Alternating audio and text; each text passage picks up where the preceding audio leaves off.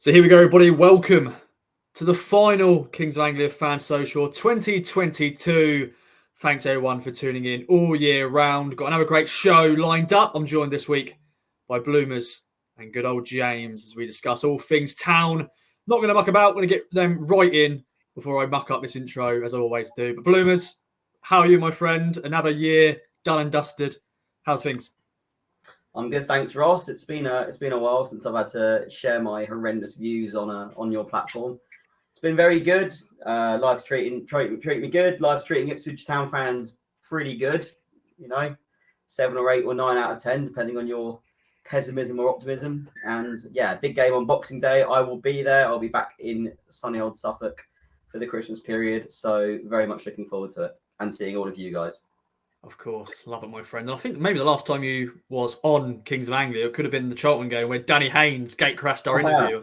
I think you're right. I refused. I politely declined to do one after the Fleetwood game because I was that annoyed, and I think I made the right decision. Yes, absolutely. Yes. Of course, you had to probably get a train back as well, so probably better off just in case. Oh no, I'm not saying anyone else do theirs. That was great fun. Okay, very true.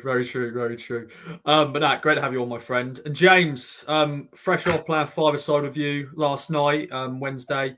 How's things with you? I know you're back in good old Suffolk. Of course, you're a London boy at the moment, but back in Suffolk for the Christmas festive period. Yeah, I'm all good. I'm the walking wounded today. Got a few toasted on last night. A few people a little extra eager going into the Christmas break. They know there's an ambulance strike on. They said don't do any heavy contact sports, but last night a few people were going into some challenges. But yeah, all good fun and very good time at five-a-side as always. And yeah, in myself, I'm doing great. Thank you.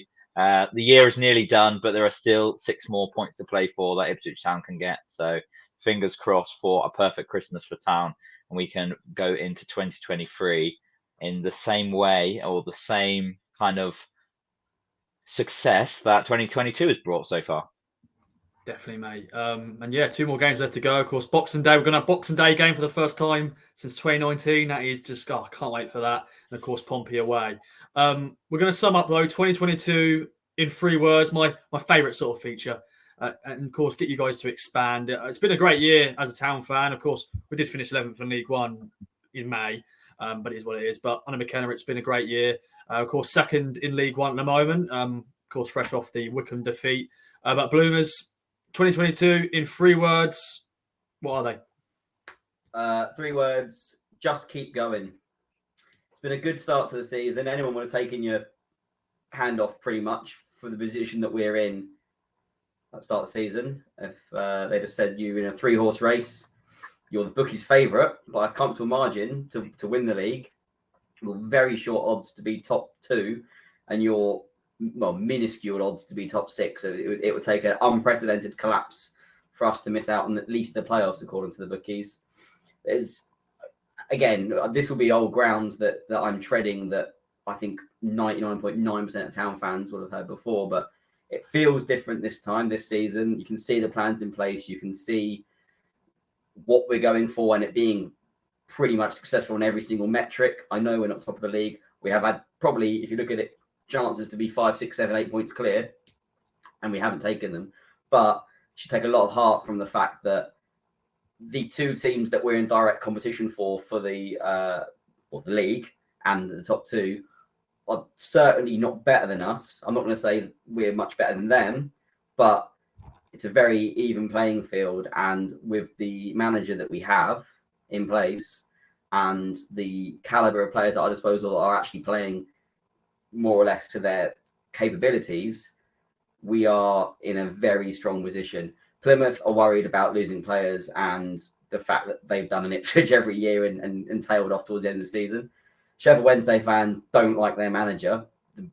Certainly the vocal minority on Twitter don't seem to like their manager anyways. Oh, just ignore them. Ignore any vocal minority on Twitter. Who'd be a vocal on Twitter? Who'd be a vocal supporter of a football team on Twitter?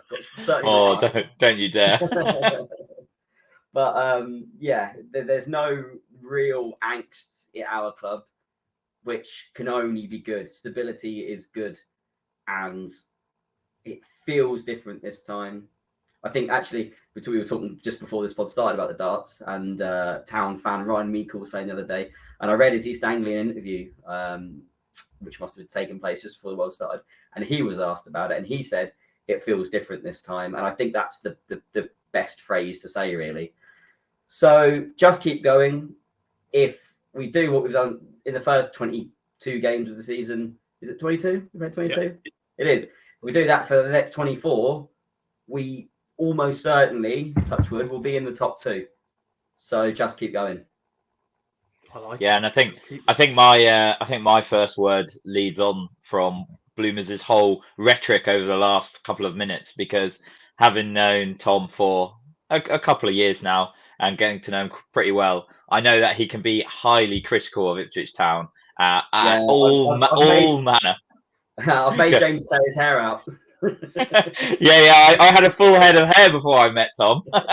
But my first word is optimistic, because just hearing you speak there is just like, it's magic to my ears. Like, having Ipswich Town fans happy, having us talk about positivity because we're doing well for a change, rather than, oh, this person's made a mistake for this goal, or oh, like we lost on Saturday and yet we're still sitting here being like, we're not starting the pod like bemoaning a loss at the weekend.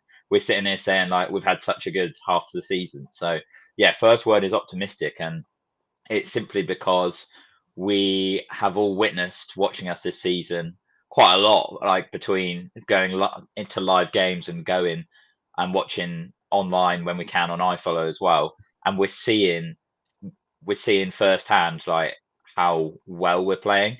And similar to Tom's point, we've actually let quite a lot of points go this season.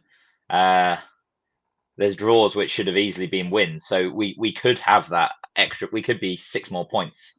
We could be a few points clear.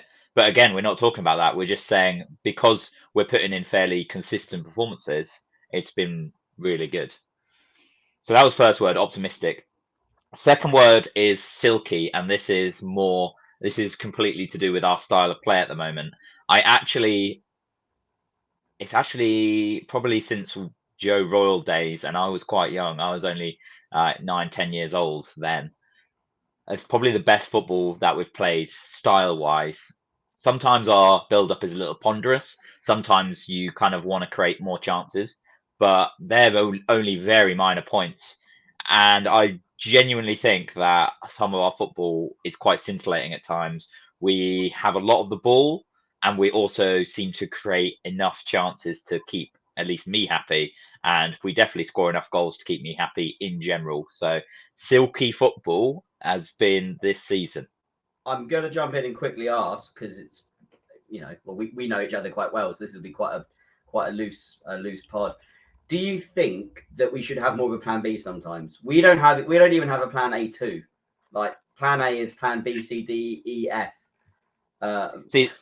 First time I've done the alphabet in a while, I had to think about it then. I was actually thinking about this earlier today, and I was thinking that, especially when I was watching us on Saturday, I was thinking we were quite similar in our build-up every single time, quite ponderous, very happy to pass it around the back, try and move around their defence. And when you come across a team like Wycombe were when they've gone 1-0 up, or when you play Lincoln, like when we also lost 1-0, you're right, Tom. We don't really have that plan B option. We don't really have the long ball option. We have seen it occasionally this season, maybe a bit more at Derby at home. I think we did a little bit more of the direct football, but most of the time, it might not have been that game, but there's definitely a couple of games this season we've been a little bit more direct in our approach.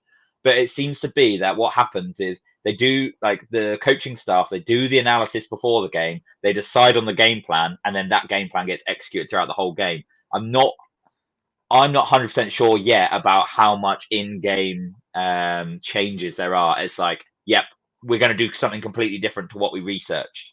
And you could say that, if you're putting so much preparation into it, potentially you just should stick to it, because if you're playing on statistics, 90% of the time it's going to work. So therefore, that you'll just play the statistics and be like, we're good with it.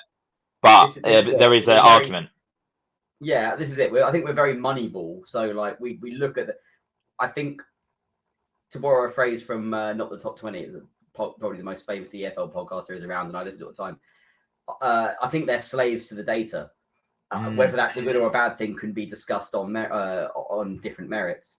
But I do feel sometimes that, again, maybe it's just because they're such a young coaching staff finding their own feet, that sometimes, some more experienced managers can see what's happening and make a change on the fly. You only have to look at the World Cup final on Sunday to see examples of that coming to fruition, because France and Didier Deschamps, if they'd have carried on their game plan in the second half, they'd have lost about 5-0.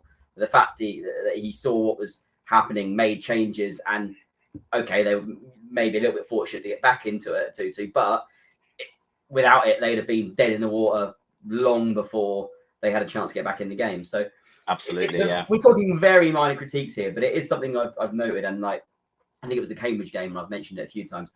But we spent 99% of the game doing one thing, and 99 times we tried it. 100th time it worked. But great. But it's one of those ones where it could easily have been 90 minutes 0-0, and you're sitting there and we're having this exact conversation. So sorry, I derailed your second point. I want to hear your third now. Actually, I was just going to do a quick anecdote on data, because I was in a talk the other day, and it was about how NBA basketball has completely changed in the last 10 to 15 years. And there's this brilliant diagram, so look it up on Google afterwards. But it's about the kind of the average amount of points that you score from different zones within the basketball court. And what would happen is so everything inside the D is 2 points, and then everything outside the D is 3 points. And what was happening in the early noughties is people be shooting from everywhere inside the D, from right under the basket to all the way up to the edge of the D. And that would be 2 points. That would score you 2 points every time. So right under the basket, your expected points almost would be like 1.8. So it'd be pretty high. So it'd be really highly concentrated color. And then as you got out further towards the edge of the D, it would slowly decrease, where you're only getting about 0.7, 0.8 just inside the D. And then as soon as you jumped outside the D again, you get 3 points for that. So your expected points jumps up to something like 2.0 again. So what happened in the kind of about 10 years ago is people went for this Moneyball data-driven approach, and they just basically told players, just stop shooting inside the D, but like in the midcourt. Stop shooting in the midcourt. It's not worth it. We don't want to do it. Work the ball either into the net, like right under the net, or go and shoot outside the D, and then literally, so now in NBA you get hardly any mid-court shooting within the D. It's all like behind the 3-point line or right under the basket. And it just kind of sums up Ipswich's approach. It's like, we're going outside the D every time to try that approach, or we're going under the basket every time. Yeah, hilariously, we don't take any long shots. All we do is like, we are literally doing the inverse of that. All we do is try and get it out wide, put a ball across, and have someone try and knock it in. We're trying to go under the basket every time. This isn't an NBA podcast. Sorry, Ross. Go on. That's fine. That's fine. Yeah, I take that point as well. We never shoot from outside the box. The amount of times we could have done that against Wickham, like Sam Moore loves to take a shot. Yeah. If you think about the kind of last-minute goals that we've conceded, I was just literally thinking about the one the other week, the one that looped over Walton. It seems more often than not that people just take pot shots, and we're like, oh, that's so unfortunate that we conceded in the last minute with a deflected long-range shot. But we don't do it in response. Like, we always try and keep the build-up into the injury time if we need a goal. So, yeah, I think that could work. Both of Plymouth's goals against us, they're both really long-range good goals. So maybe, if you're listening, I must admit, our goal for that game was extremely fortunate. So yeah, that as well. Yeah. Rubber the green and all that. So basically, maybe our data-driven approach works percentage-wise and will get us promoted, but sometimes in a data-driven environment and data-driven world, it doesn't leave a lot of excitement or natural creativity or flair. So maybe that's just maybe that's the way it's going to be. We're very cutthroat and we're data-driven and we know it's going to work, so we're going to do it that way. But yeah, it means it's very methodical, very thought through, and it's going to work most of the time. But when it doesn't work, it will probably frustrate us, because it's just like, oh, somebody just do something. Someone just do something different and try it and score. But I don't think that's the approach that this coaching staff are going for. And I'm fine with that, as long as we win as long as we win that percentage of results, as long as we average the 2.1 points a game, which is going to get us promoted, effective football. And we haven't seen much of Ipswich Town getting promoted like in the last 20 plus years, or none. So it would be a quite nice change. I will quickly touch on my third word because I realise we got highly sidetracked there. And my third word is unified. And I say unified between the staff and the players. I say unified between the players themselves. There's a lot of not a lot. There are some big characters in that dressing room, but I don't think there's a lot of huge egos like we might have had in the past. And what I mean by that is I don't feel like too many players are going to get too big for their boots. They're all pulling in the same direction. They all know what the goal is this season, and they seem like a good, humble bunch. Obviously, professional footballers, so they get paid a lot. So humble, I don't know, but I actually think they're quite genuine as a group, and I think that makes it easy to work hard for each other, and it means as fans as well, it's easy to kind of get behind them as well. So also unified between fans and staff and like the coaching team and fans and the players. The kind of community feel has been really good this season. I feel like there's been a lot of positive noise from owners and fans, from owners with management staff, and I feel like the whole club has got the same goal, and there's no like us and them mentality that we might have had under certain other managers, and there's no real animosity between anybody. I think everybody has the same goal for this club, and that is to get promoted. Yeah, I think everyone realizes that we've got the right captain aboard the ship. I don't know why I did a nautical pun, but it just feels. It's because it's HMS Pistol League, isn't it? So that's why you did a nautical pun. I mean, to be honest, if that was the case, then there'd be more sinkings in Ipswich than the bloody Titanic. So yeah, it's already set sail 3 times and sunk without trace. Ross, what are your 3 words? I was talking about this earlier. Oh yeah, put me on the spot. To be fair, I was actually ready for that. I was ready for James or yourself to go, oh, what's your 3 words, really? Because I ask the questions, but then I never actually get the answers either. So we're going up. That's 4 words, isn't it? That's 4 words. Well, apostrophe. Apostrophe's fine. That's fine. So yeah, Are you going to be bringing the "We're Going Up" flag to whatever game we get promoted at? Have to pack that, aren't they? Yeah. Yeah, there's the famous picture at Wembley 2000 with "We're Going Up." If we go up, we need a similar flag this season. We'll do it. I imagine that'd be the job of James Pullen, wouldn't it? Probably to get the kit man, yeah. Because and of course I'm sure the league themselves, I think they normally give them some flags and stuff. Anyway, getting way ahead of ourselves. So you can get the Sky Bet. You can get the Sky Bet branding on there. That's why the league provide them. That's definitely. But yeah, I'm just getting. I'm just going with my heart this year. As I said, previous years I've gone with my head. Yeah, they're going to bottle it. So Ross, are we officially saying that the season is not over at this point in time? Yeah, this time last year, I was pretty much, yes, he's dead. There's no point even planning the final 22 games of the season. I remember sitting there in October saying we might be in a relegation battle in 6 games. So that's where you've got to sit back and take stock and realise how different it is.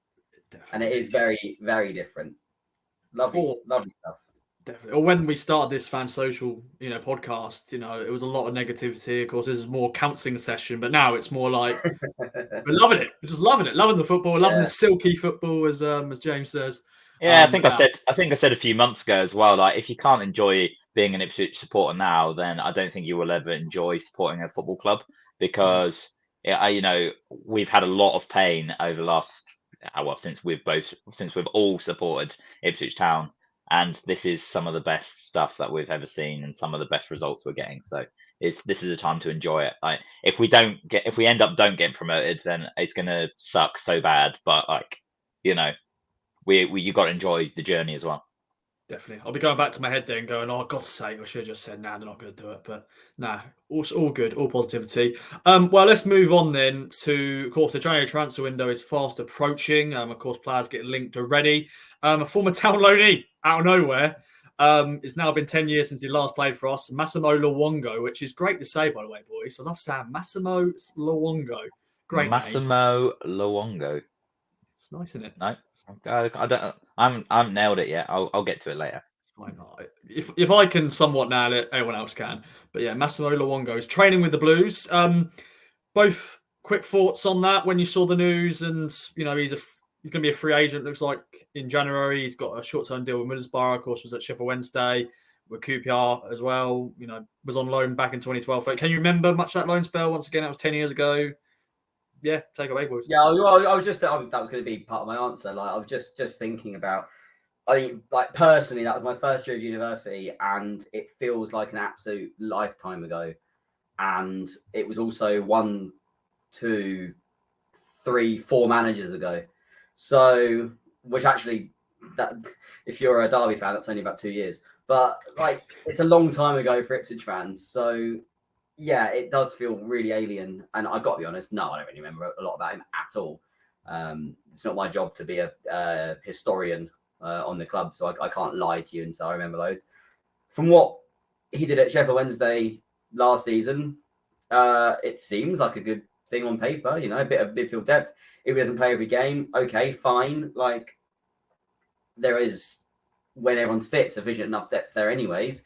If it's another body to bring in to, you know, stave off the likes of Morsey and Evans getting out and then being up poop creek without a paddle, then yeah, it seems like a no-brainer. I don't know what he'd want, what wages he'd want, or if it's just been like a short-term thing to the end of the season. But I got to be honest, there's worse shouts out there and less realistic shouts out there, especially now that he's playing for training with us.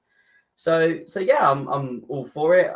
You know, it is a bit annoying when you sign a player who is injured or has had injury issues, and then the worst happens. And I don't know if we're getting on to that later, but obviously the news about Kamara isn't the best.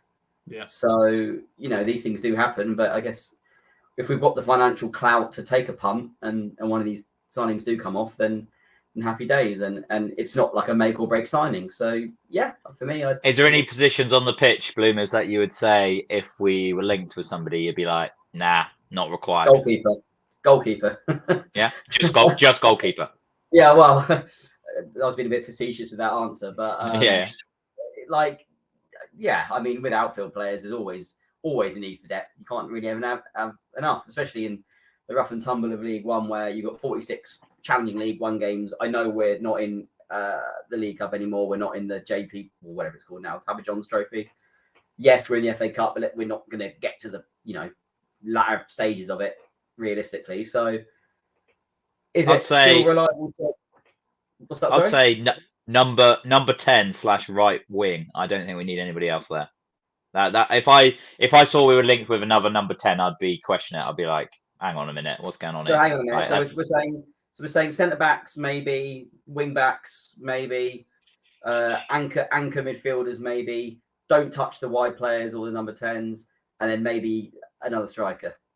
Yeah, I'd say potential. I'd say anything behind the striker, but attacking, I think we're probably set for there. I think I think it might upset the apple cart a little bit too much if we brought someone else in, and if somebody else was linked, I would think that might suggest bigger injury concerns for somebody. Yeah, either a Luco or Harness. I honestly don't think there's many egos in the squad at all, actually, compared to like other seasons. I think in terms of upset the apple cart, I don't think in terms of like upsetting other players that would happen. In terms of like upsetting a winning side, yeah, I get your point. Like that does happen sometimes, whether the manager sees it or not. But yeah, what's your memories then of Massimo, James, if any? I don't really have any memories, to be honest. It's quite a lot of players in that period. They seem to just come and go too quickly. We seem to be really over reliant on loans a lot of the time, and he was one of them. And it kind of all just merges and fades into one. So not a lot of memories, but that's going what happens with age. Oh, don't. But I would say that, yeah, that is a position where we're playing at the moment. We're playing Cam Humphreys every week, so I can kind of understand why I've wanted to strengthen there. Cam's done really well, and I've been actually really impressed with the way he's been playing. But I certainly would agree that if Don Ball's out and Benicio Camara's out, like for maybe all of the season, you're thinking, yeah, you probably want a fourth player in there with Evans, Morsey, and Humphreys to kind of battle out, because I think that's what we were set up to do really with Camara and Ball and Morsey and Evans, and as it's turned out that two of them have got injured. So, well, yeah, two of them got injured. So bringing in another one seems sensible to me. Yeah, and you guys sort of covered the sort of your chopping list for January there in terms of positions. Yeah, I think I would probably go with be very mindful and careful, and I think we have been in the recruitment for this season about the kind of characters we bring in and about the kind of players we bring in. I don't think this squad needs a lot to get promoted. I think it would. I don't think we need a striker. I just don't. I don't think we need any more attacking players. I think central midfield is probably the place I would strengthen. Maybe a right back might be about it. Well, not on that note, but on the notes of bringing in players, Ross, I believe we are linked with the Peterborough United player. Yeah, once again, of course, was linked in the summer. Kieran McKenna was interested in him, and now once again he's linked. A transfer inquiry has been made. Apparently, that is understood. He played against us a few weeks back, of course, in the town win against Peterborough.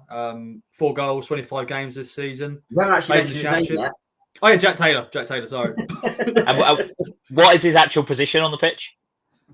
He's versatile midfielder. I think he can play attacking mid, if a number 10, which is sort of what you said you don't need, but he can also play deep midfield and centre midfield and stuff like that. So versatile, and that's what McKenna likes, doesn't he? He likes versatile players.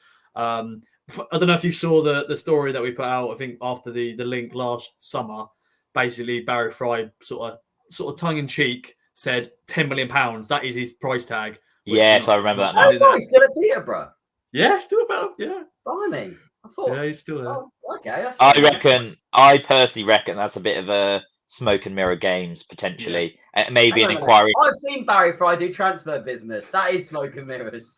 Yeah. No, but if you don't know what I'm on about, there's the YouTube clip. Type in Barry Fry transfer or something like that. There's cameras let him into the boardroom once. I think he was at Birmingham, and he was conducting business with an agent with a player right there. It is fantastic. It's very Harry Redknapp-esque. So it's very actually. Let's be a bit more cultural. It's more Tom Skinner-esque. So have a look at that if you haven't already. Sorry, James, go on. No, I was just gonna say, I feel like that could be a bit of a carrot that's been dangled, but actually, whether I think it might be to Ashton or whatever the Ipswich recruitment team is actually diverting attention elsewhere, because we don't commonly hear about links until we sign a player. So I'd be surprised if we hear we're linked with player after player in this January transfer window and ending up going to sign them. I can't see us going and releasing something publicly or letting something get released publicly, and then we chase them all window and then we sign them for an overly inflated price. I just don't think that's going to happen. Yeah. Well, that's what happened in the summer, weren't it? That's what happened in the summer. Yeah, with George Hurst for ages, and in the end we didn't sign him. So on Taylor himself, I can't profess to give you a fountain of knowledge about him, but again, he was, by the sounds of it, possibly sought after in the summer, and circumstances might have changed so that it's a more viable prospect now. But I think he ticks the boxes for the dashboard and for the type of player. He's 24, I think I read. So really, really, really good age for if you're thinking from a business sense, if you think you can improve a player and then sell him on in 2-3 seasons time, there's a potential that's a £6-7 million player there in a few seasons time. And now he might cost $1.5 million or something. So there's real potential there, but whether we actually need somebody there, not sure. I think the last thing I'll say is that hopefully if we do sign him, he ends up better than the last Taylor that we signed from Peterborough. Yes. Oh. Oh dear, Paul Taylor. Paul Oh, Taylor. let's not I go wonder there, what he's please. doing. I wonder what he's doing these days. He's definitely. I think he was playing non-league, but yeah, that's all we need to know. But yeah, because we were going to sign George Boyd as well, weren't we? I think we are going to sign them both, and eventually we just got Paul Taylor. And Yeah, that's correct. And George Boyd, famously the one who I think it was at Hull, had a medical and they thought he was blind or something like that, so didn't sign him.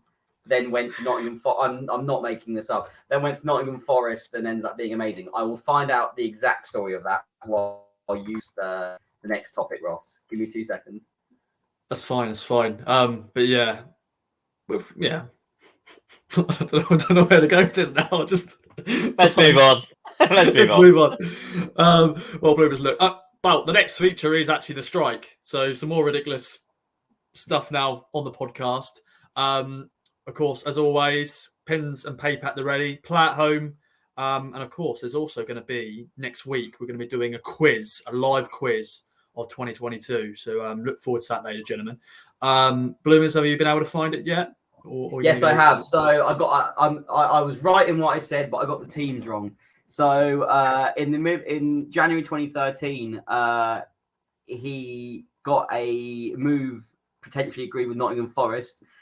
Forest pulled out of the deal and said it was due to an inconclusive eye test. And Darren McAntony, obviously that famous shrinking violet, said he's played 300 matches and scored from the halfway line the other month, but Forest say he has an eyesight problem. The whole thing stinks. So he ended up staying for another month and then joined Hull City on loan in February 2013 with a view to a permanent move, which happened. I had to double check that. Joined on a 2-year contract in 2013. Sounds like with Forest, it was fee agreed, terms agreed, and they had to make some BS excuse. Yeah, the classic football manager one where you sign 2 people at the same time and you end up actually being able to sign both of them. But there's one that you actually wanted, so you cancel the other one to get the other one through. We've all done Absolutely. that. Wow. Yeah, that is. I'm sure there's so many other incredible, medical stories. I'm sure I'm at town. I'm sure. Yeah. I love it. Okay, then, boys, let's get into the strike then. 4 questions plus strike. The final strike of 2022 is, so we are going to be doing a quiz next week, but that won't be the same format as the strike. But this is the final one. Is James or Bloom is going to be champion to end the year? First question is on Leif Davis, of course, been so far the player of the season. He's also his birthday on the 31st of December. So happy birthday to him for then. Now, he was at which League One side's academy? Was it Morecambe, Bolton, or Port Vale?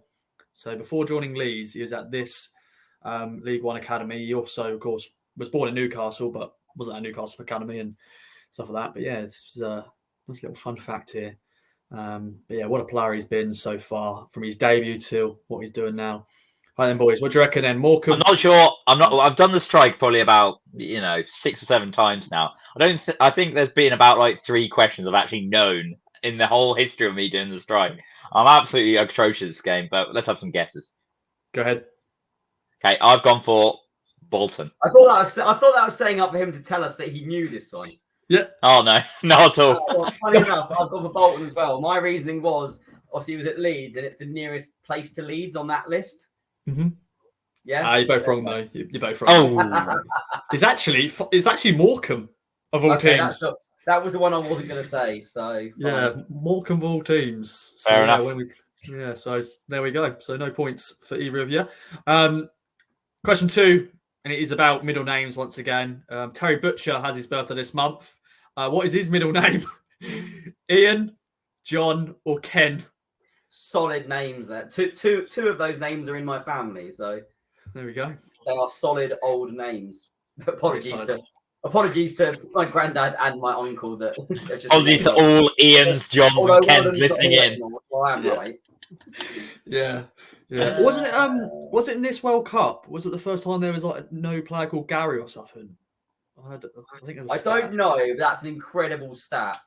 Yeah. Gary Medell holding that for ages.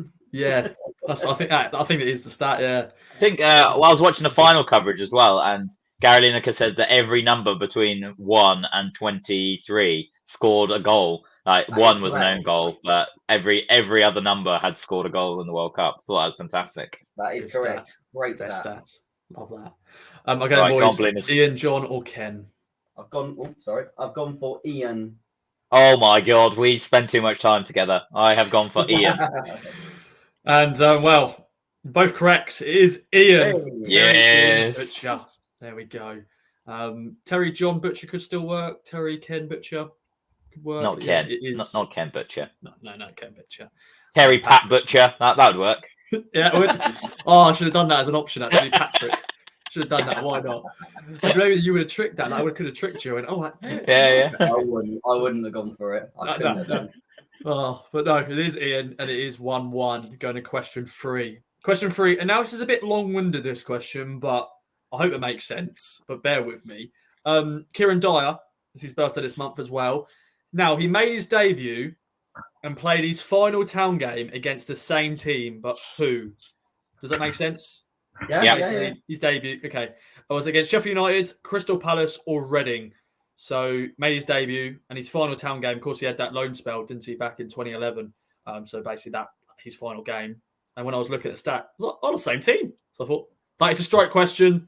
That is going to be named. So Sheffield United, Crystal Palace, or Reading. Of course, both games were at Portland Road in the Championship as well. Oh. Okay. Actually, I've written it now, but I want to change my answer. But I've written it now, so let's stick with it. Go on. Always stick to your first answer. Yeah, I've gone for Reading. Okay. I've gone for Sheffield United. Okay. Yeah. And if this is wrong, I'll give my reasoning, and if it's right, I'll give my reasoning. Okay. So James, what are you thinking about changing it to? I think Reading might have been in a lower division when Kieran Dyer would have made his debut. Like, I think they are more recent Championship side. I don't think they would have been in Championship then. They were. Okay. Yeah. Okay, All good. these teams here were in the, Okay, in the that's a same good division. start. You're both wrong though. It's Crystal Palace. I was convinced that he would have played his last game in a playoff game, and we played Sheffield United in the playoffs in the 90s. No, remember, he returned on loan in 2011. Oh, for God's! I did say that. I completely forgot about that. He did say that as well. I did say that as well. We were on about Massimo Luongo and loan. Oh, really? I was too busy watching the darts.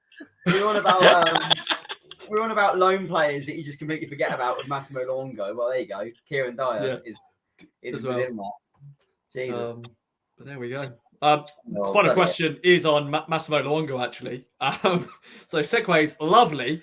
Now he scored 1 goal in 11 games for Town, but who set up his goal against Carlisle, which we lost in extra time in the Cup? Was it J. Emmanuel Thomas, Josh Carson, remember him, or Carlos Edwards? It's actually a really good goal. Actually, somehow it's on YouTube, that goal, despite us losing against Carlisle. But yeah, it's not a bad little finish. Good little setup from one of these 3 players. Now, whoever gets it right, of course, they win. We do have a tiebreaker, and we'll use it because fun and all that, and gambling and all that. Gamble responsibly. But yes, James, who do you reckon? Okay, I've gone for Josh Carson. Ooh. Okay. I've gone for purely on the basis that I'm going to be seeing him on the 27th away at AFC Sudbury. I've gone for Carlos Edwards and this little picture of a car there. Whoa. Very good. You're both wrong. It's J. Emmanuel Thomas. Oh.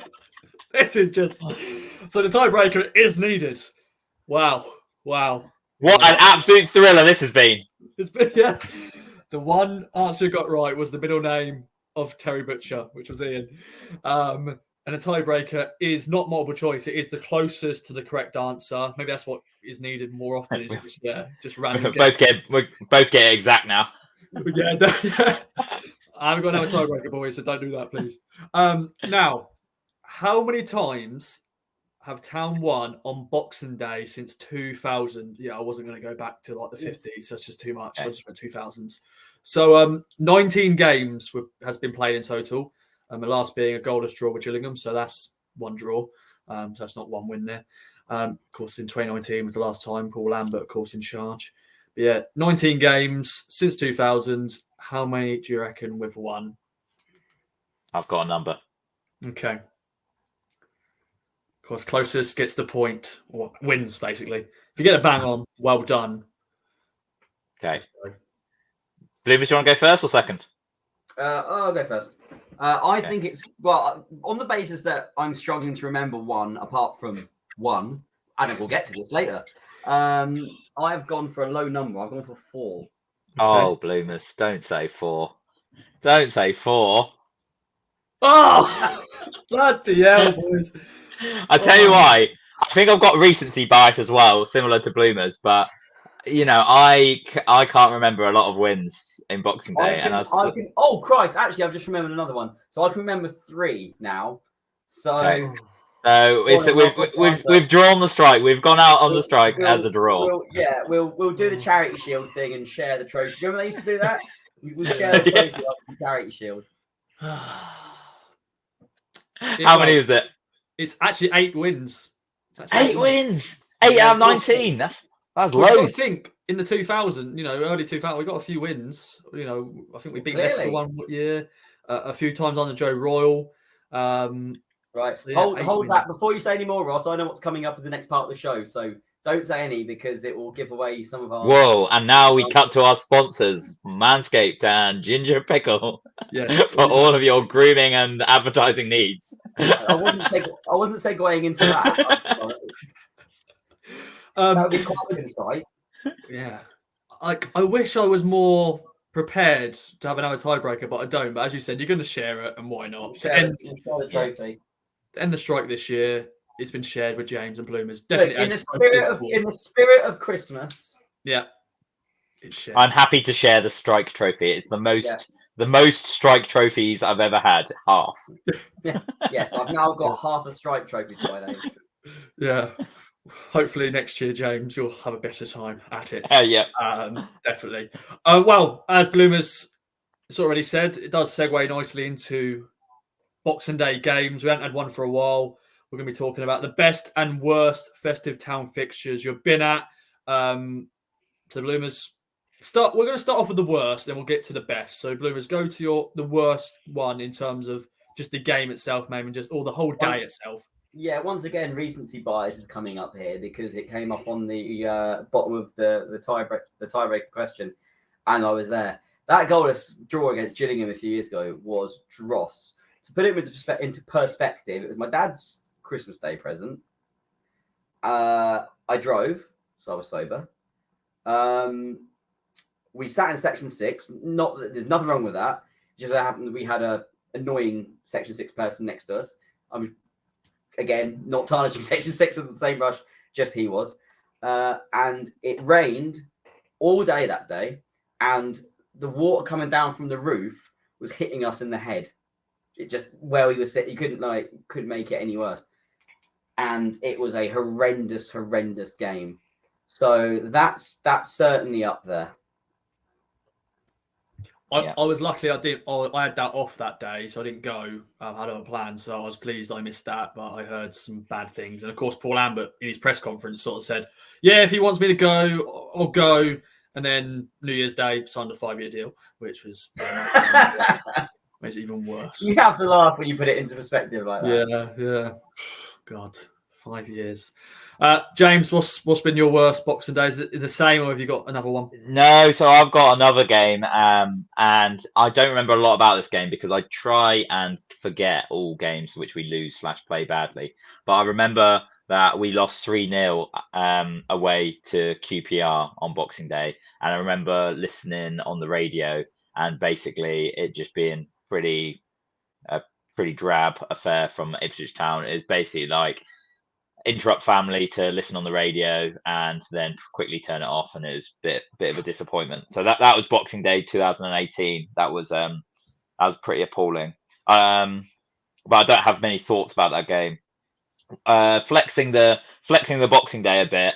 Actually, no, this is still about Boxing Day. My best games are not about Boxing Day, but I remember 2010 Boxing Day.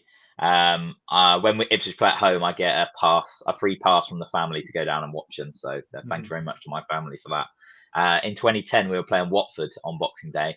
My mum had driven me down to the ground to go to the game, and it was about 90 minutes before kickoff, and she'd driven away. And then word went around the stadium that the match had been abandoned due to a frozen pitch.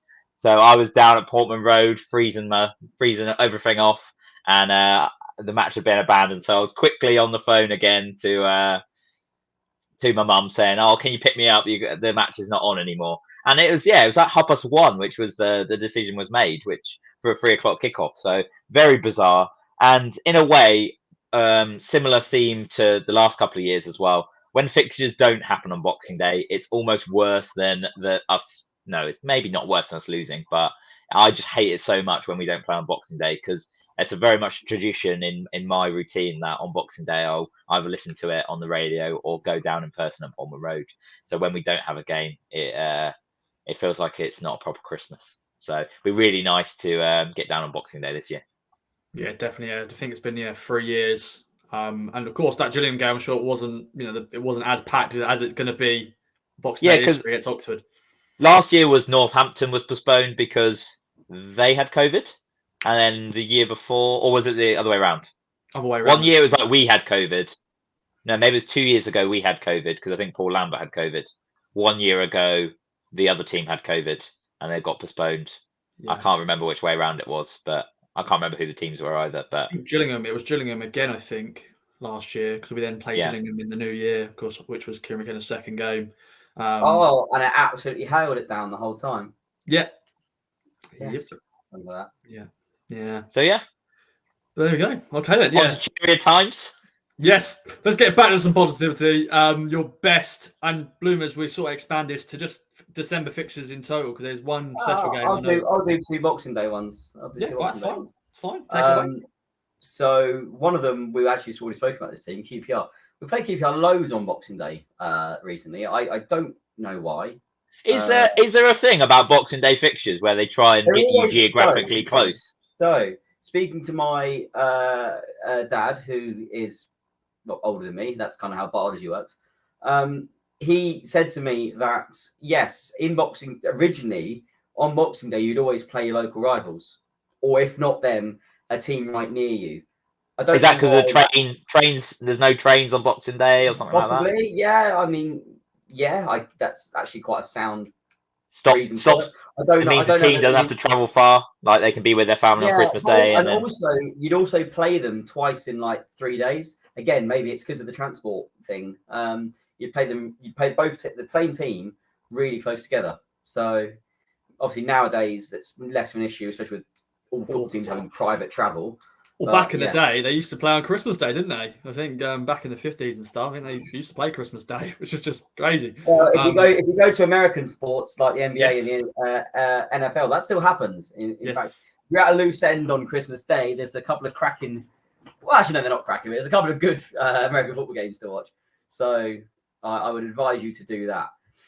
Going back to the question, so the 2 games I remember the most. One of them isn't the obvious one. One of them is we played QPR a few years ago. I looked at this before I came on the pod to double check the year. It was 2015, so the year after we got in the playoffs, and we beat QPR 2-1 at Portman Road. And I don't know if you remember this, either of you. We conceded by the sounds of it against. I was reading a BBC Sport report on it, so this isn't in depth. It sounds like we conceded against a run of play, and then about 10 minutes from time, Jonathan Douglas, yes, that Jonathan Douglas, yes, that viral video of Jonathan Douglas. Away at Newcastle. Moving one way, then the other way. He scored an overhead kick.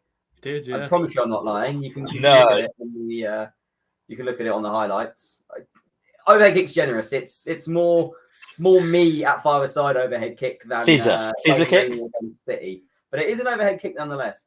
Anyways, he's equalised, and the 90th minute. A looped ball comes. I remember this clear as day because I was in the North Stand. Looped ball comes over the top. And Luke Chambers comes from about 10 yards away, steams into the box, meets it perfectly, heads it back across goal, into the corner. Wild scenes, fantastic win. Kept us right in the mix of the playoffs that year. I know, unfortunately, we fell short at the end. Fantastic game, and that was really good. And then the second one is the obvious one, so feel free to expand upon this if you went to it, James, is Brentford away on Boxing Day 2015. I went with it. I stayed overnight. Actually, went with a friend very early in the car in the morning. A win would have taken us top of the league, and 17 seconds in, we are 1-0 up, and just delirium in the stands. Go 3-0 up after 30 minutes. Never seen anything like it. Well-oiled away support, because famously Brentford had a pub in every corner of. That's the thing. That's the thing I miss the most about Brentford's old ground is those 4 pubs. I did not go to that game, but the pubs in the corner, the proper old London boozers, are just fantastic. Yeah. Fun fact as well. The last time we played there, the year season we got relegated, I went into a lock-in. I was invited to a lock-in rather with some friends.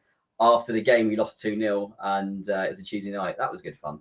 But yeah, I mean, ridiculous. We won 4-2 in the end. Tommy Smith scored the 4th in about. That's a good goal, wasn't it? That's a good goal. Fantastic finish. Standing in a terrace, we went top of the league. Really, really, really thought over that festive period, because we also picked up a couple of crucial wins. I think we beat Charlton as well over that period. That it was going to be the year, and obviously it wasn't. But it was a special, special time and a very special win.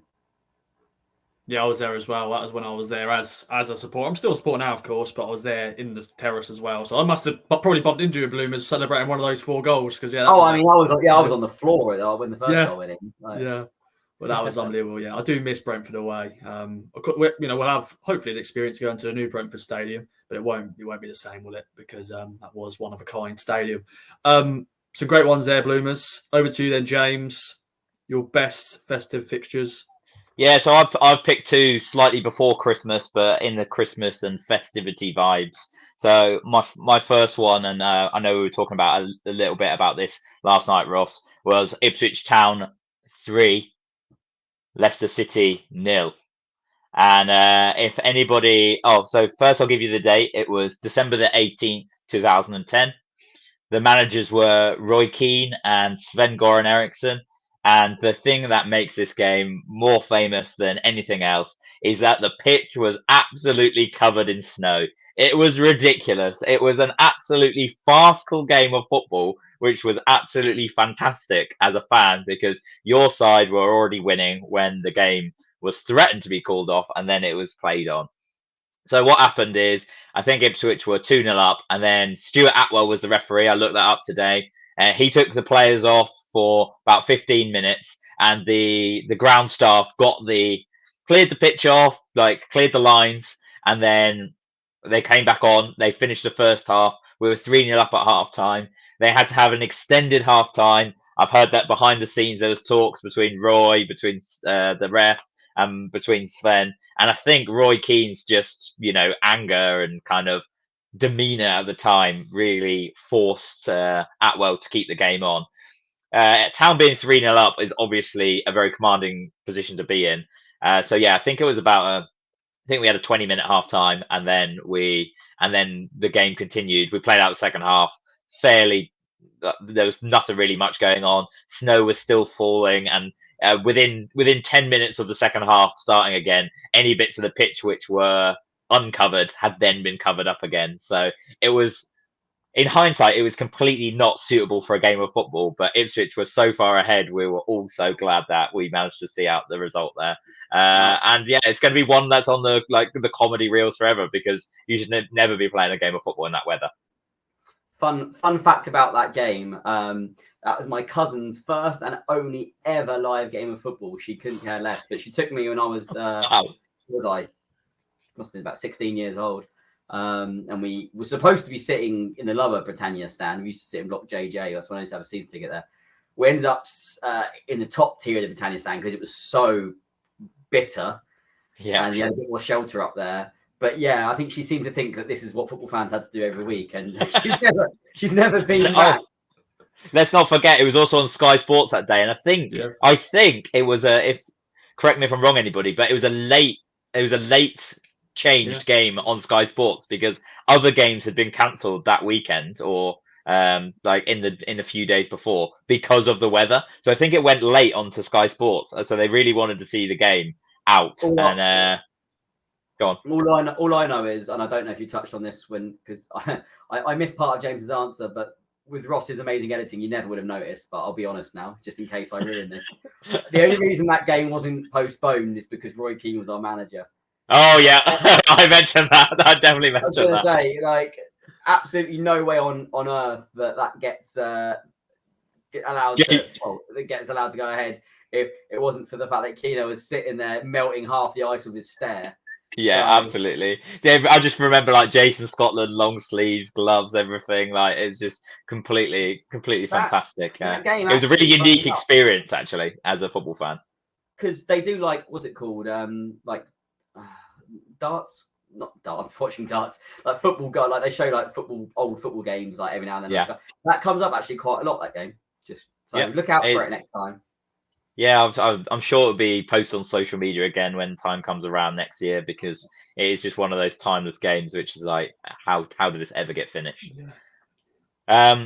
And then I've got one more game, which is a bit more of a personal. It's a bit more of a personal note about why I enjoyed it, but it was also an incredibly good time to be an Ipswich Town fan.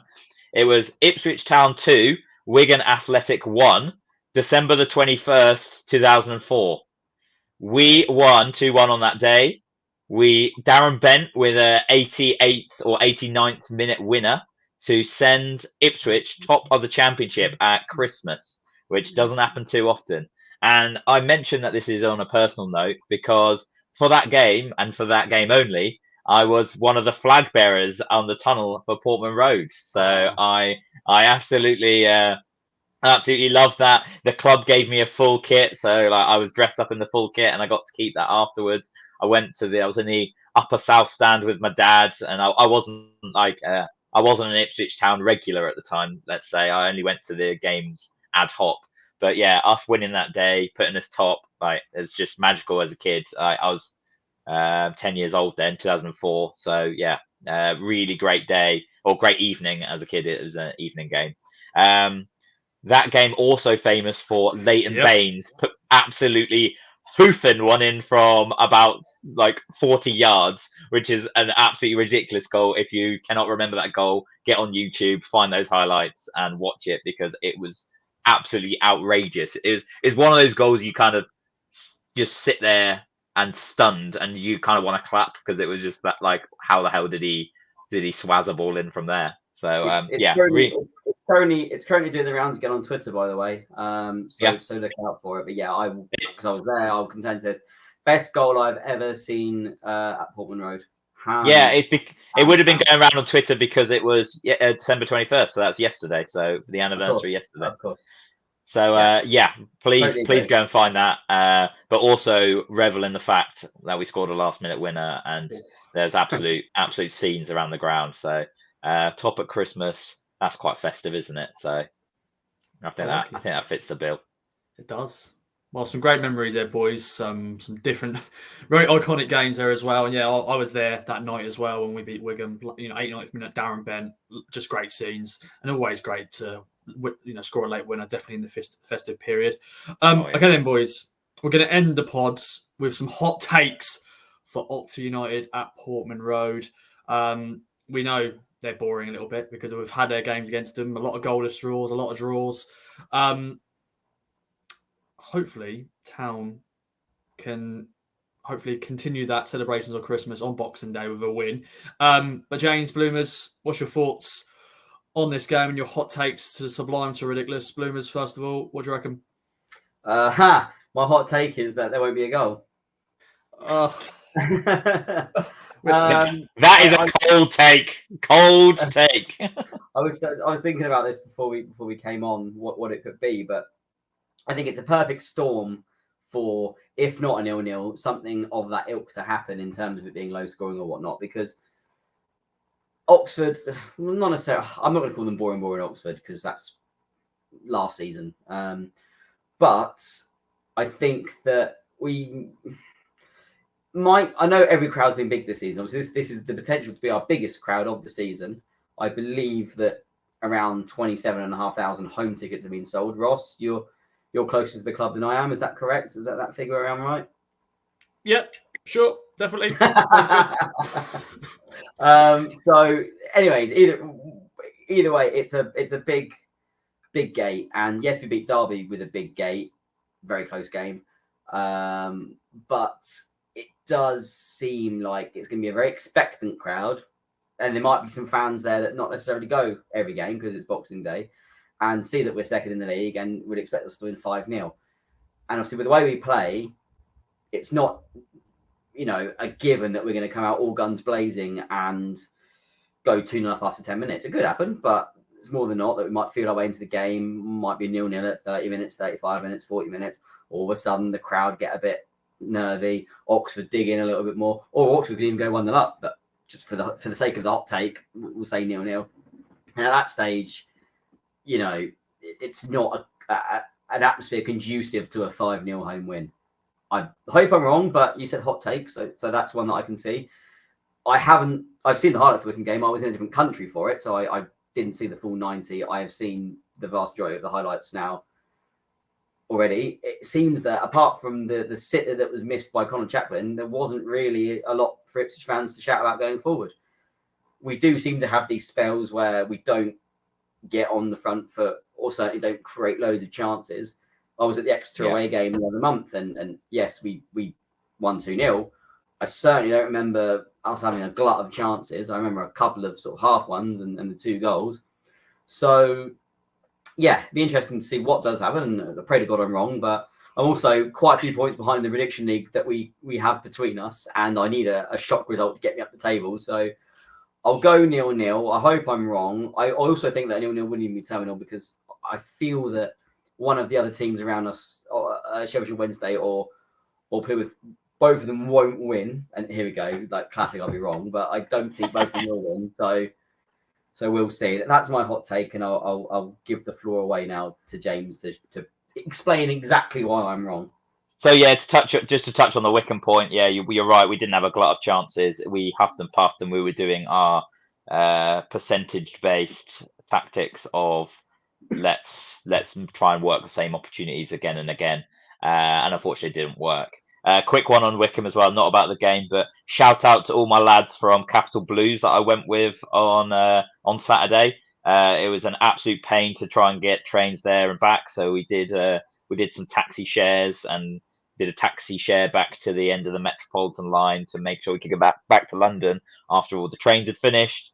Great group of lads, and we ended up drinking outside the VIP Tesco. It's not VIP Tesco. The pub was full basically, so we went to get some tinnies from Tesco and drank outside Tesco, and it was the most London away day ever. London people away day ever, because salmon sandwiches were being eaten and Beaver Town was being drunk and Camden House was being drunk. So yeah, classic Londoners.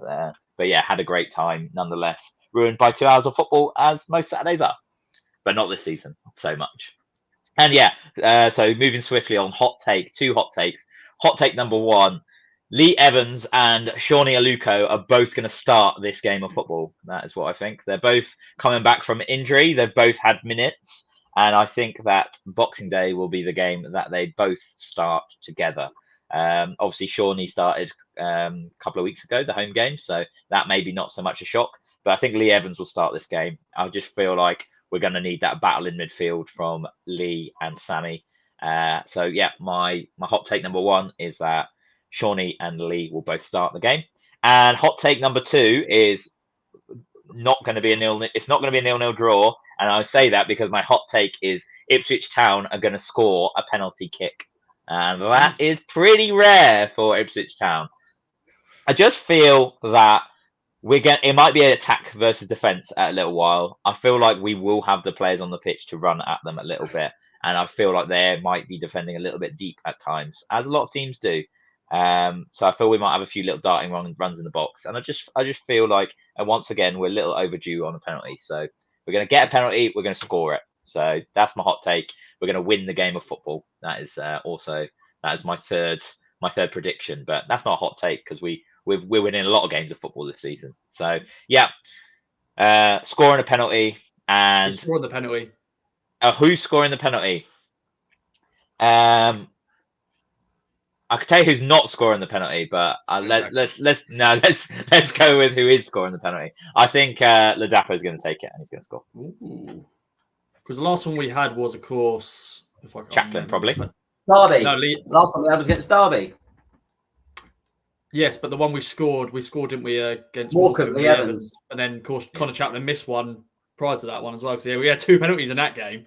But yeah, it must have been a Derby game the last So time. it could be Evans again, because considering that he's starting this game based on hot take number 1. Yeah. So yeah, maybe Evans, but yeah, I think Freddie. I'm going with Freddie.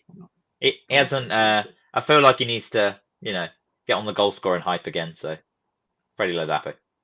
Okay. But yeah, that's. I feel like they're not that ridiculous, but they've been thought out. But I don't want to predict anything ridiculous because I think they're. Those two things are going to happen.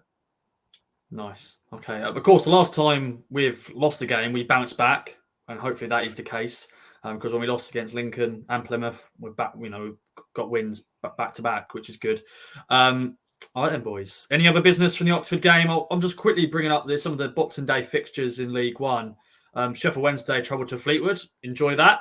And Plymouth travelled to Cheltenham. Enjoy that. So thankfully, we've got a nice home comfort for Boxing Day. No travelling for us. We can just chill. At least Plymouth to Cheltenham is like probably one of the shortest journeys they could do. Fleetwood to Sheffield. Sheffield to Fleetwood, not that close, but still like not. It's not like coming down to Ipswich. So they've kind of done that localized thing again, which we were talking about earlier. So yeah, it's obviously nice to be at home and hopefully not too many mince pies for the boys on Christmas Day, so we can be all come out firing. Definitely. And of course we do, we won't be doing another fan social this year, as we said. So quick thoughts on the Pompey game as well. Once again, people will be listening to us, when we've seen the Oxford result anyway. But just quick thoughts on Pompey. We've beaten them already this season. They also beat us in the Papa John's Trophy and all that stuff, but doesn't matter. But Bloomers, Pompey, thoughts on that quickly? I'll keep this very short. I think that it'll be as tough a game as it was last season, and I think it's the same pre-match build-up we'll probably have. They're on a bit of a slide right now, but I don't go in there with, we're definitely going to win. If we win 4-0 again, or was it 4-0? It was, wasn't it? Yeah, if we win 4-0 again, then great, but I think it'll be a much closer game. I do see us nicking it. I think we will win, but I don't. If you go into this thinking, Ipswich and Portsmouth are on a massive slide, we'll get found out. And they might even have a new manager by then if they get a bad result on Boxing Day. I do think that won't be the case. I think the calories will still be there, and who knows? It might be Ipswich's win there that sees the owners of Portsmouth pull the plug. But yeah, I think it'll be a tough game, but one that will actually win. I'm more confident of that game than I am on Boxing Day. Put it that way. Okay then, James. And from my side, I'm sure you're going to get all the rhetoric from Danny Cowley again because he loves to have a go at Ipswich. He's fighting for his job, so he's going to be laying it on as thick as he can. He is a bitter and twisted man when it comes to Ipswich Town Football Club. So I feel that as Bloomer said, he'll be laying it on so hard. And I think we've got to look at the perspective again. You get 4 points between those two games, you're happy as Larry, to be honest. So I'm the converse to Bloomers. I think that I think we're more likely to win on Boxing Day at home than we are away to Portsmouth, just because I think Portsmouth are a tricky test. And Oxford, although they've proved a tricky test in the past, and I don't know if we've beaten them or like we've got a very poor record against them. Yeah. I just feel like this season is a bit different. So let's have it. So 4 points between the two games, and I won't complain. But yeah, I never like going to Portsmouth. Like I only went to Fratton Park once. It absolutely pelted down with rain, and it's just a horrible place. Their crowd is really always up for it. So, but maybe they'll get on their backs because they're not having a great time of it at the moment. But I know like the crowd is quite fierce there, so it's not an easy place to go. I think six fantastic, 4 or 3 is good. Anything less than that, I would be a little bit concerned. Yeah, if you get 2 draws, then it always like, you're unbeaten, but you'd rather a win than a loss in a way, wouldn't you?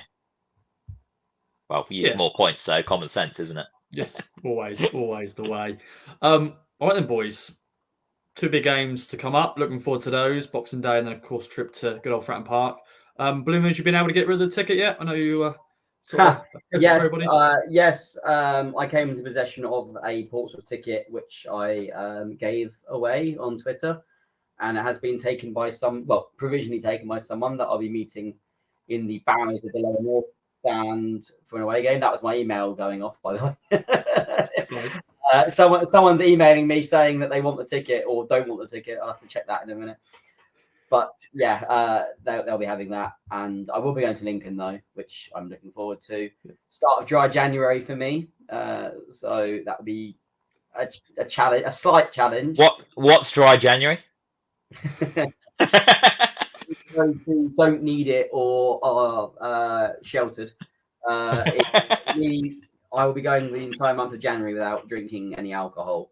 A health-based decision on a couple of levels, and one that's probably a bit overdue considering last couple of weeks have seen me go to Belgium and Scotland, which is two nations renowned for their beers and whiskies. Alcohol. So I think I've had my fill, especially after Christmas and Boxing Day and New Year's Eve. So fantastic. All the best. Yeah. Of course, yeah, we've got Lincoln City, of course, on the 2nd of Jan, but we won't I'm not talking about that.